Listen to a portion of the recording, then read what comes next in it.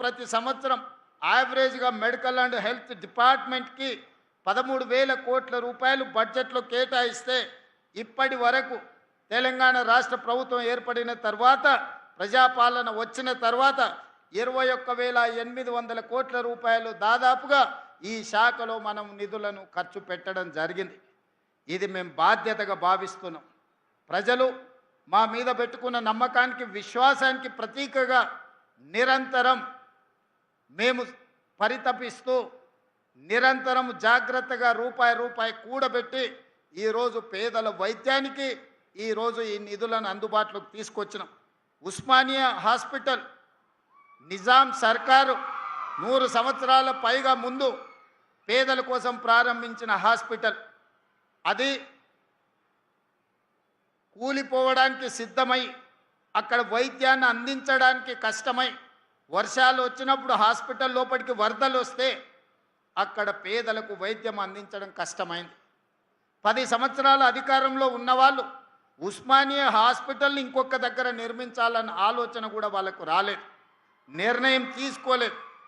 కానీ మన ప్రభుత్వం వచ్చిన తర్వాత ఉస్మానియా హాస్పిటల్ పక్కనే గోష మహల్లో 30 ఎకరాలలో 2,700 కోట్ల రూపాయలతోటి 2,000 పడకల మల్టీ సూపర్ స్పెషాలిటీ హాస్పిటల్ని ఉస్మానియా దగ్గర ఈరోజు మనం నిర్మించుకుంటున్నాం. తొందరలోనే మనం పూర్తి చేసుకోబోతున్నాం. సనత్ నగర్లో టెంకాయ కొట్టిండ్రు, నిధులు నిర్మాణం మర్చిపోయిండ్రు. అల్వాల్లో టిమ్స్కి టెంకాయ కొట్టిండ్రు, నిధులు నిర్మాణం మర్చిపోయిండ్రు. ఎల్బీ నగర్లో టిమ్స్ హాస్పిటల్కి టెంకాయ కొట్టిండ్రు, నిధులు నిర్మాణం మర్చిపోయిండ్రు. వరంగల్లో కూడా పెద్ద హాస్పిటల్ని కడతామని ఉన్నదాన్ని నిర్వీర్యం చేసి కొత్త నిర్మాణం కోసం ఉపన్యాసాలు ఇచ్చి అది కూడా మర్చిపోయిండ్రు.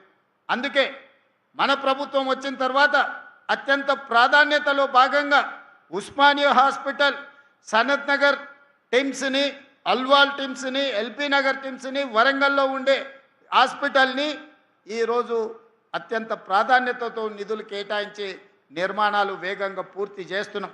ఇవన్నీ హాస్పిటల్ పూర్తి అయితే 10,000 పడకల ఆసుపత్రులు ఈరోజు తెలంగాణలో పేదలకు అందుబాటులోకి వస్తాయి.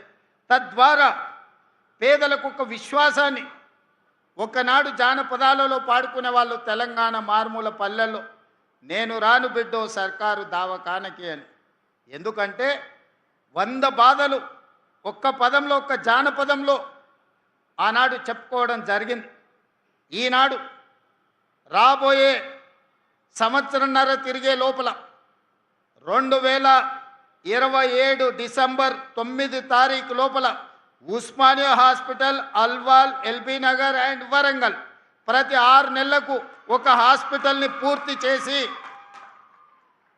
ఏ కార్పొరేట్ హాస్పిటల్ కూడా మన ప్రభుత్వ ఆసుపత్రులతో పోటీ పడలేని విధంగా తీర్చిదిద్ది ఒక్కొక్క హాస్పిటల్కు ఒక్కొక్క డైరెక్టర్ను నియమించి ఆ డైరెక్టర్ పర్యవేక్షణలో ఈరోజు నిమ్స్ అందిస్తున్న సేవలకు పోటీగా ఈరోజు ప్రపంచంలోనే నిమ్స్ హాస్పిటల్కి ఎయిమ్స్తో పోటీపడి సేవలు అందిస్తున్న గుర్తింపు ఉన్నది.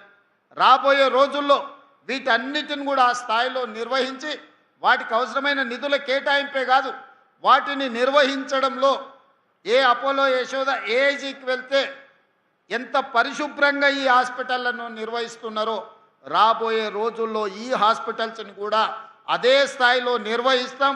వాటి మీద ప్రత్యేకమైన కార్యాచరణ తీసుకోవాల్సిందిగా మా సిబ్బందికి అందరికీ నేను సూచన చేస్తున్నా. ఇక్కడికి వచ్చే వాళ్ళకు ఉచితంగా భోజనం, ఉండడానికి అటెండెంట్స్, పేషెంట్లు వెంబడి ఎవరైనా వస్తే వాళ్ళు బయటికి వెళ్ళి హోటళ్లలోనో లాడ్జిల్లోనో ఉండడం కష్టం, ఇక్కడ ఉండే పేషెంట్లను చూసుకోవడం ఇబ్బంది. అందుకే ఇక్కడికి పేషెంట్లతో పాటు వచ్చే వాళ్లకు డార్మెటరీస్ ఇవ్వాలని, అదేవిధంగా క్యాంటీన్లో మంచి ఫుడ్ ఇవ్వాలని, ఇతర వసతులు కూడా వాళ్ళకి ఇవ్వాలని అవసరమైన నిధులను మంజూరు చేయాల్సిందిగా, సూపర్ పీజీని కూడా ఇక్కడ శాంక్షన్ చేయాల్సిందిగా, నర్సింగ్ కాలేజెస్ ఇక్కడ ఉంటే 60-70% పేషెంట్లకు మా నర్సులే సేవలు అందిస్తారు. ఆ పైన వాళ్ళకే డాక్టర్లతో అవసరం ఉంటుంది. 70% పైగా ఆసుపత్రికి వచ్చే పేదలకు వైద్యాన్ని మా నర్సింగ్ సోదరిమణులే సేవలు అందిస్తారు. పైనుండే 30% డాక్టర్లు సూపర్ స్పెషాలిటీ డాక్టర్స్తోనే అవసరం ఉంటుంది. అదేవిధంగా నేను మెడికల్ అండ్ హెల్త్ మినిస్టర్ గారికి ఒక సూచన చేస్తున్నా. ఈరోజు మనం ఆరోగ్యశ్రీలో కానీ సీఎం రిలీఫ్ ఫండ్లో ప్రైవేట్ వాళ్ళకే ఎక్కువ నిధులు ఇస్తున్నాం. మీరు గవర్నమెంట్లో డాక్టర్లను అదనపు సమయాన్ని పని చేయమని ఉండి సర్జరీలు చేసే డాక్టర్లకు ఇన్సెంటివ్స్ ఇద్దాం.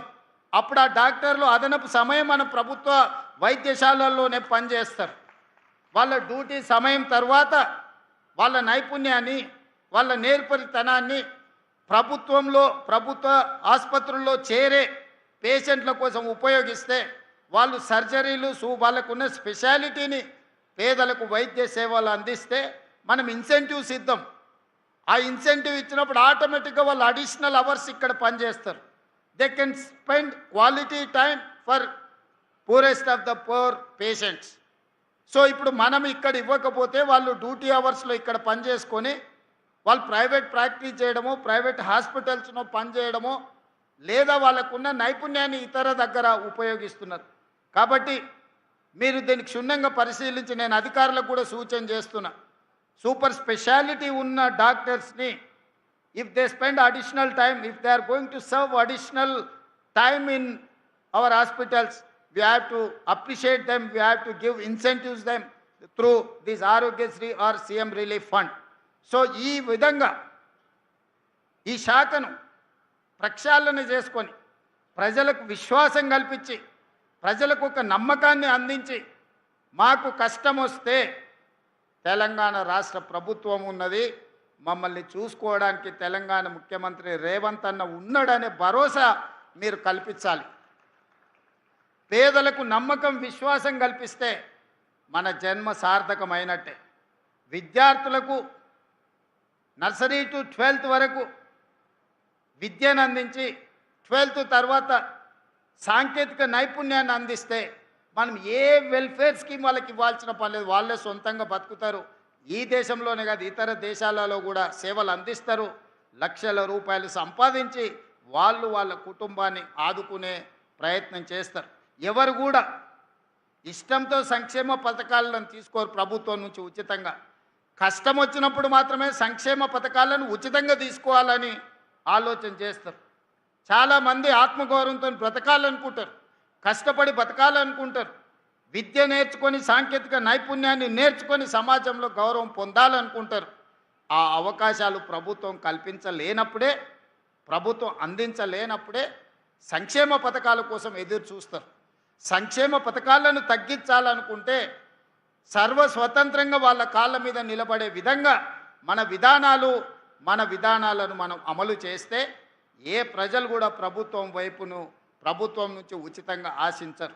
అందుకే ఈరోజు మనం ఈ విషయాలకు సంబంధించి nursery to 12th class breakfast, lunch, education, school kit ఇవన్నీ ఇవ్వడంతో పాటు నాణ్యమైన విద్యను అందించాలి. 12th తర్వాత సాంకేతిక నైపుణ్యాన్ని మనం అందించాలి. దాని మీద పూర్తి స్థాయిలో మా సహచర మంత్రులు సమయాన్ని కేటాయించి ప్రజలందరికీ వివరించి ప్రభుత్వము పేద ప్రజల కోసమే పనిచేస్తుందనే నమ్మకాన్ని కలిగిద్దామని మీ అందరికీ విజ్ఞప్తి చేస్తూ, నిన్న మన ఒక ఆయన ఇక్కడికి వచ్చిపోయాడు. ఈ విషయాన్ని కూడా మీతో పంచుకోవాలి.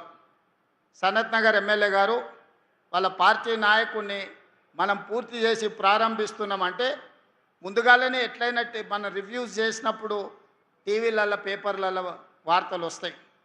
వచ్చే నెలలో ముఖ్యమంత్రి గారు లేదా వైద్య ఆరోగ్య శాఖ మంత్రి ఉప ముఖ్యమంత్రి గారు సనత్ నగర్ హాస్పిటల్ని ప్రారంభించబోతుండు అని టీవీల పేపర్లో చూడంగానే పొద్దున్నే లేస్తున్నారు, పగటి వేసగాళ్ళలాగా తయారవుతున్నారు, ఇక్కడికి వచ్చి